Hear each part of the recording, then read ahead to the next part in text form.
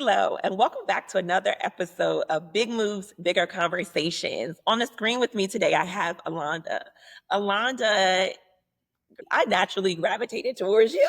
For my audience, I did what we call a blind reach out on LinkedIn, where Alanda and I were at the time in the same industry. She was working for a competitor firm, and I was interested in understanding how she was able to credentialize herself in what we deem a relatively new space. And at the time, Alanda was like, "Hey, would love to connect, would love to chat, but this isn't a good time. I'll get back to you." And for me, I'm not one that is initially turned off by somebody saying like we got to reschedule or anything like that, but my follow up is not the best. And what Alanda did that really surprised me is it had to be 6 months later that Alanda reached out and she followed up and said, "Hey, Sascha, is it now a good time for us to connect?" And I just thought that was just such a imprint in my mind because not a lot of people do that, right? I needed something from you, and you took the onus when it really should have been me. So I'll slap my own hand. And you owned it to follow up, and we had the conversation. We met for breakfast. We had a beautiful breakfast in Atlanta, Yes, and indeed. connected. And that conversation went from professional to personal to financial to relationships. Like it was the whole gamut. And so I am so appreciative of you coming on to the podcast. Many of you guys who are subscribers, you know, most of my guests are people, when I do their intros, I'm saying I've known these people for 10, 15 plus years. So Alanda, you are actually the first person on the podcast that I don't have such an extensive relationship with, but I can see us fostering and growing on. And so that's why I wanted you on here. And so with that, go ahead and say hello, Alanda. Thank you so much. First of all, I am elated to be on this podcast. As you alluded to, our conversation at breakfast, which is so fruitful and so satisfying to my spirit. I was not expecting that, but I knew that it was alignment. And so I'm super grateful to be here. Thank you for the introduction. And hey, everybody, I am Alanda. And if you're not hearing, she has such a calming spirit. She has such a, it's so funny because when you connect with people, to her point, right, sometimes you go in and you have an expectation around what the conversation will look like. Again, we had no mutuals in common. It was literally me just sort of saying, "Hey, this is someone that I want to understand how she's progressing in the field and get to know her." But the fact that we had that conversation and it has evolved, I'm excited and appreciate you again for your willingness to get on the podcast. And so with that, I want to jump in. Guys, today's episode, you know, my motto, we're not here just to chat, we're here to educate. And so we're talking about confidence. So, Alanda, I'm sure you get this a lot. When people first meet you, one of the first things that probably they pick up on is your confidence. Where does that come from? And was there a moment you felt like you stepped into it? Great question. I would say I've always been confident, especially as a young girl, but I would say my confidence has changed over time. So I would say between the ages of 15 to 24, my confidence was really rooted in pride and ego. It was very shallow. It was on the outside, based on how I looked, my appearance, beauty, fashion, things like that. Versus once I reached the age of 24, my life shifted, and it was due to the loss of my sister. In hindsight, I wasn't, aware of why I was feeling the way I was feeling, but all I knew was internally something had changed. It felt like I wasn't the same. I wasn't as confident as I used to be, but I was still showing up confidently. For some reason, people still see me as a confident person, but on the inside, I didn't feel confident. And so that prompted me to go into this self journey where I did the deep work. I did the inner work. I connected with God, and I said, "God, I want to see myself through your lens." And it was only then where, God started to reveal things to me, my purpose, things that I'm good at, the gifts that he's blessed me with. And once I was able to see that, it was like, okay, now I know who I am. Now I know whose I am. And so I'm able to show up authentically, no matter where I'm at, with that type of confidence, because I know that I'm validated by God and not society or culture. Guys, do you see what I mean? Yeah. And like that, Alanda, is not just, again, people can say all the time, oh, I'm confident, right? But it is that internal work and that internal journey. And like you shared, when we were having our conversation, we connected on our relationship with God and just what it meant to explore. And meeting someone that you deem a stranger and being able to sit down and have very vulnerable, honest conversations around what that looked like is from a relationship standpoint of building and saying, like, I thought I was this, and then I realized there was an evolution there when I connected with God was such just another aspect of the conversation that we appreciated. Yeah. Again, I'm sorry for the loss of your sister. And I am excited about what God will do for your life and the testimony that has come from the loss of your sister, how that will really help others on their journey. We all, like, even for me, when I deal with grief, one of the things we connected on is I also recently lost my grandmother. And so just meeting someone who was also experiencing grief, right? Totally different spectrums of where they were in their life, but it just hits you. And it was so heavy. And it was just like, maybe this is my rebalancing. Maybe through Alanda, God is speaking to me to say, Sascha, you need to sit in this moment and understand, how are you shifting as a person? And so, it's beautiful, but it hurts. And that's the other It aspect does. that we don't get to highlight. Is like, you almost always have to go through something to see the beauty in the experience. I'm so glad you bring that up because growth is not comfortable. And I think a lot of times when we look at these 30-second clips on social media and all of these soft life era things, it makes it seem like we're glamorizing the growth process. But as you said, when you experience something like grief, there's something inside of you that changes. Yes. And it hurts. And there are days where you don't want to get out of bed. Yes. Like, people don't talk about that. Yeah. People don't talk about the days where you're crying, you're weeping, you're asking God, why me? Like, what is going on right now? But then there's this thing, like, as you're going through these days where you're experiencing your emotions, you're allowing your emotions to flow, God is working on your heart. God is working on your mind. God is giving you the strength to continue to push forward. And when you look back, you're going to realize, wow, I came a long way. I didn't think I could get through that.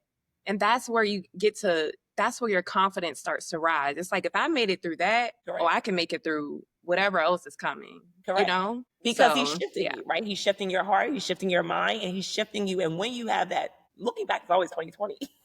Yes. No, I didn't know we were going to get, I didn't know I was taking y'all to church. Again, appreciate your vulnerability and you sharing. Absolutely. And so when it comes to confidence, right? Because this is where we started.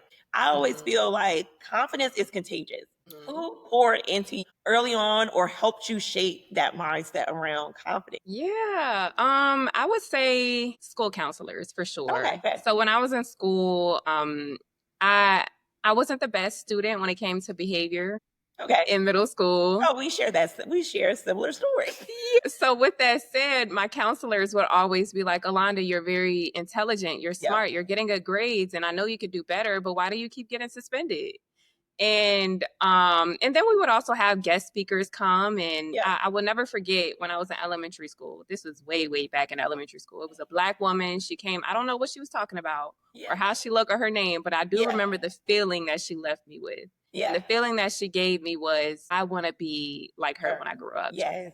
Confident, she was bold, she was authentic, and she was passionate about what it was that she was speaking on. And so those were characteristics that I knew that I wanted to exemplify when I was older. And then, like, my counselors, they're just telling me, do better, Alanda. Like, you don't need to be doing all of this, being in all this drama. So I think just having that as, that guidance as I was growing up, that helped me a lot. So yeah. And it's so funny because I too had a similar background where my principal would put me in his office. And this was even in high school. And he would be like, I don't understand. You're smarter than the rest of the class and you still act up. And I'm like, well, they're looking at me. Right. You're upset with me because they can't read. Like, they're clearly not looking at me because I do well.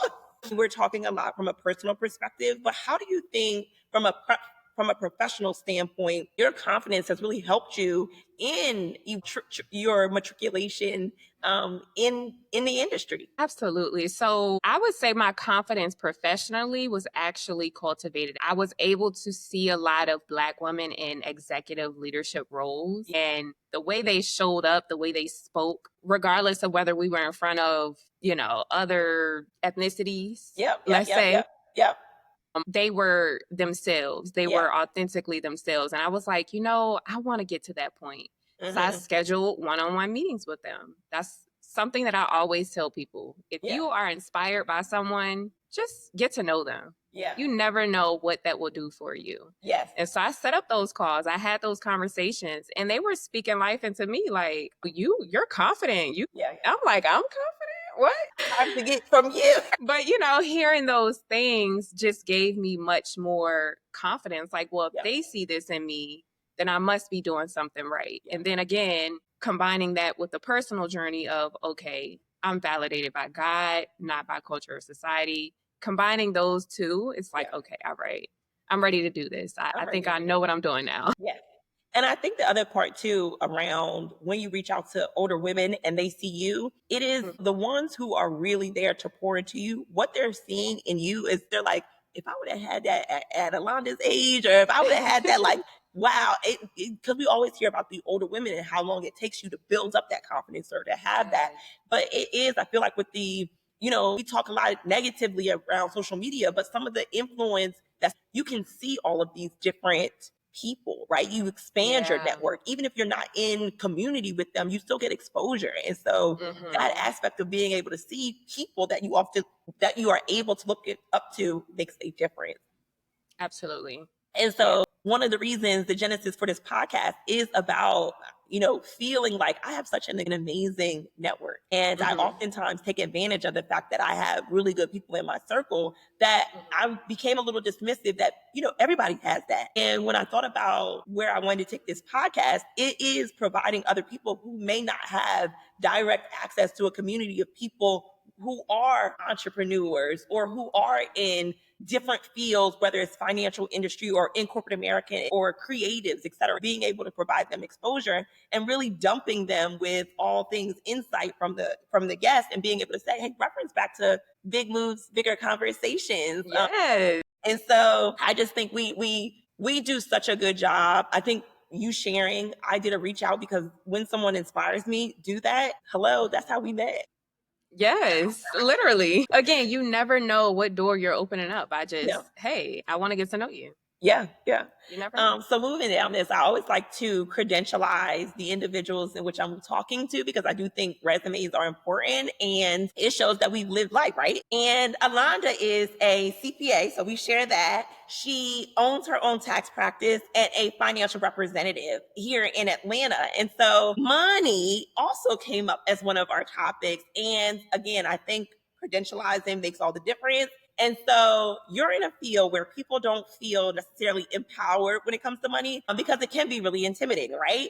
So what made you want to go into becoming a financial representative? Absolutely. Honestly, my answer to that question is what you just said. Yeah. I was unaware of finances. Coming out of my childhood home at the age of 17, I was wondering, how am I going to get my first car? How am I going to get an apartment? I don't know. Like, all I know is to go get a job, a minimum wage job. And, I wasn't aware of the tools that I needed. So much of my learning in my earlier years came from trial and error. And, I never enjoyed the feeling of, I don't know what I'm doing with my finances. Because one thing I knew at a very young age is that finances in this society, in this world, will determine the type of life you're able to live, right? And so that was something that I wanted to not only master for myself and my family, but something that I would be able to give back to other people who came from similar backgrounds or just needed extra knowledge in that field.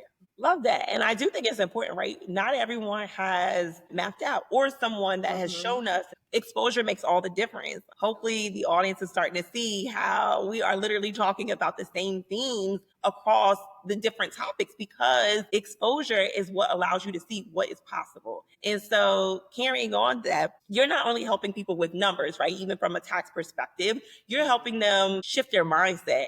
How do you help people go from surviving to being intentional when it comes to their money? Yeah, I think the first step is really understanding who you are and what your spending habits are. Yep. I would say when you think about who you are, you should be asking yourself questions as far as, what do I want in life? What am I passionate about? What type of life do I want to live? Do I want to start a business? Do I want to start a family? These are things that you need to ask yourself so that you can first start with identifying, okay, what do I need? What are my needs and my wants?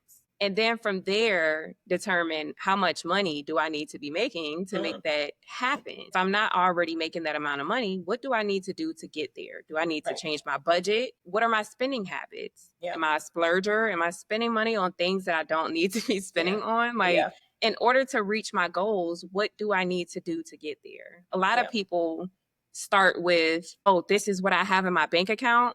Now, what can I go get with that? That's backwards.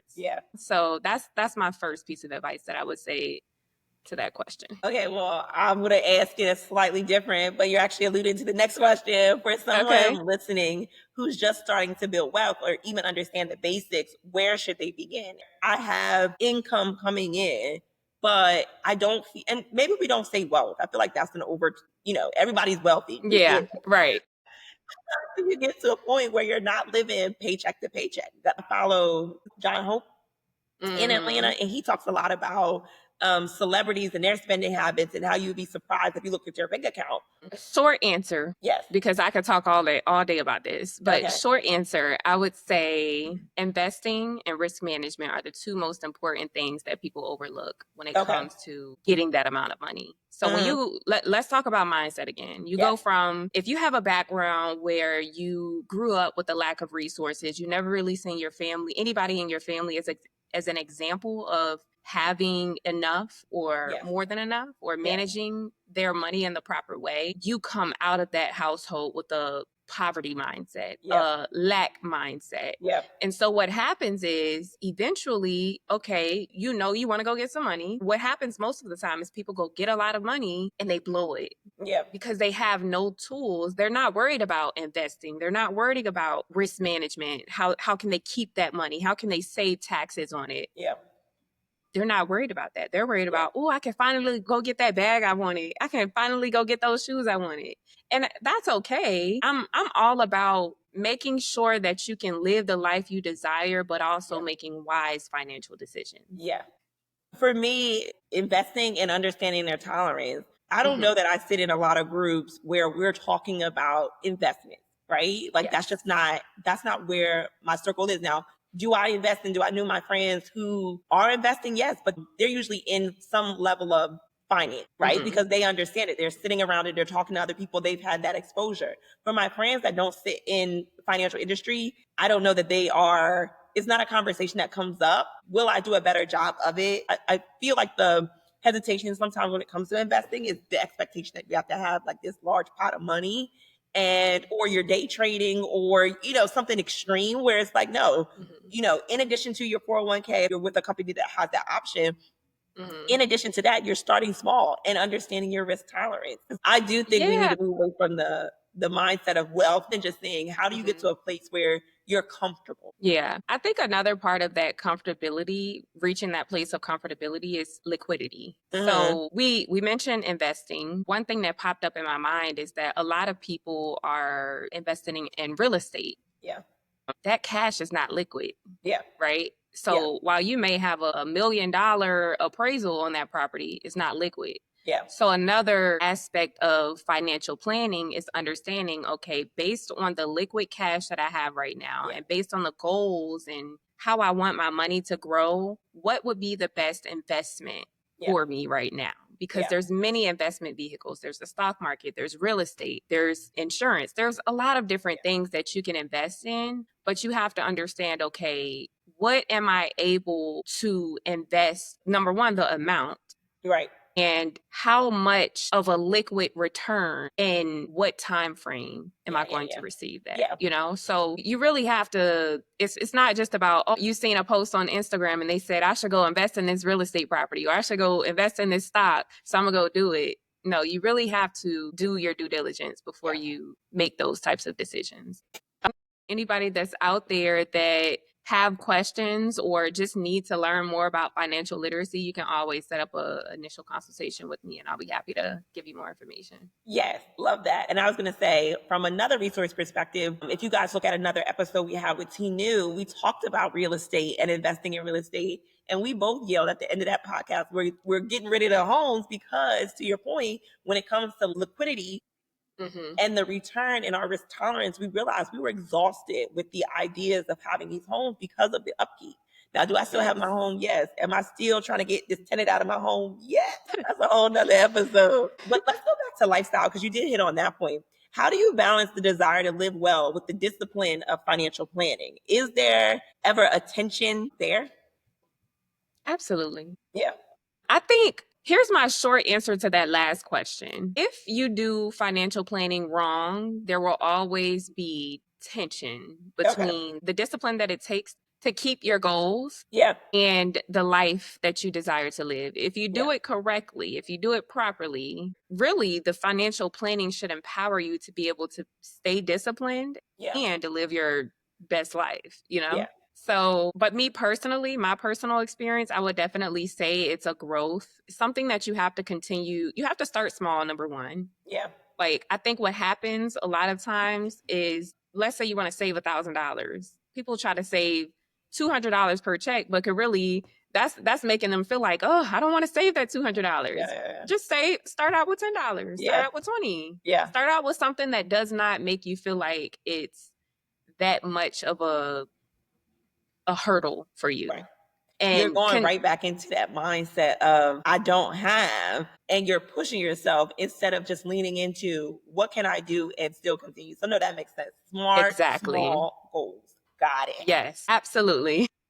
Got it. So what's one thing you wish more women, especially Black women, knew or felt empowered to do when it comes to money and confidence? And I don't know why I always go towards my Black women, but sorry. No, you know what? Us Black women, I love us. Number one, let's start there. But answer your question. When it comes to confidence, number one, I would say take up space. Do not be afraid to take up space. And I say that in the aspect of sometimes we can feel as though we are in rooms that we don't feel comfortable in. But what I've learned in life is that if you are in that room, you are in there for a reason. You were qualified before you even step foot in there. And so learn to just show up as yourself and advocate for yourself, no matter where you are. That's number one. Number two, when it comes to money, I wish that we could do a better job of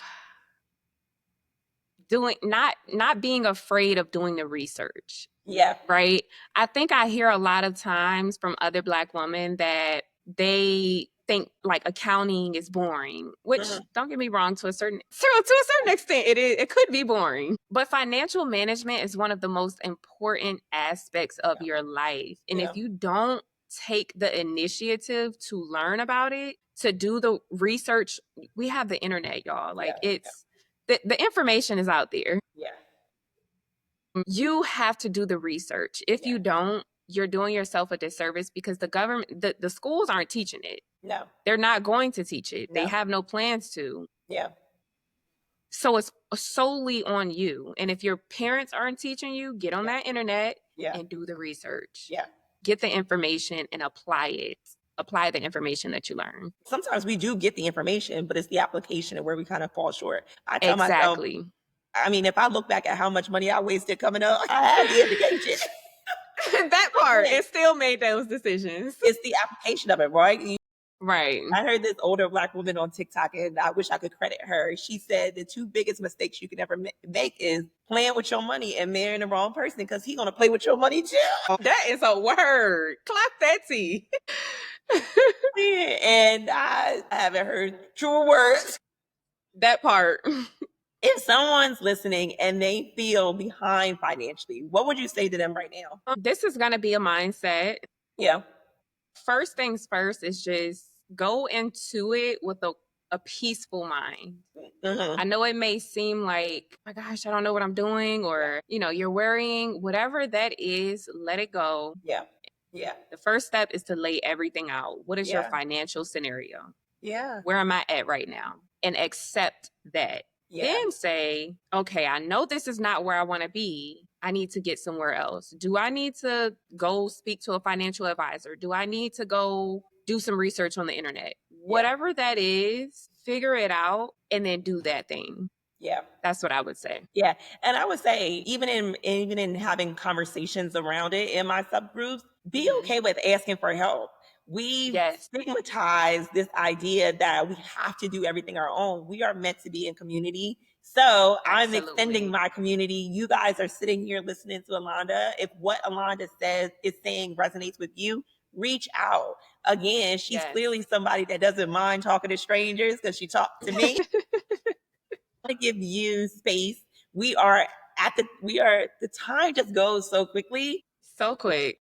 And so I want to give you space to share for those listening and want to connect with you, or a particular question I didn't get to ask. And you're just like, hey, Sascha, I came on here and I wanted to get this message out. If you want to reach out to me, you can email me at alandacpa@gmail.com. If you have a question, if you want to schedule an appointment, just email me and I'll get back to you within 48 hours. I found you from the Big Moves, Bigger Conversations podcast. Shoot. Oh, crap. Yes. Hold on. Let me change that then. Let me redo that. Are you going to add that in? Okay. And so with that, I want to say, Alanda, thank you for your time. This has been such a fruitful conversation and dialogue. And guys, as you are listening in and something resonated with you or you want more insight, drop it in the comments. Like, subscribe, and comment and share, right? Have this be a discussion point with your family and your friends. I love you the long way. Until next time, here on Big Moves, Bigger Conversations. Talk soon. Thank you for watching another episode of Big Moves, Bigger Conversations. Like, subscribe. Thank you for watching another episode of Big Moves, Bigger Conversations. Like, subscribe.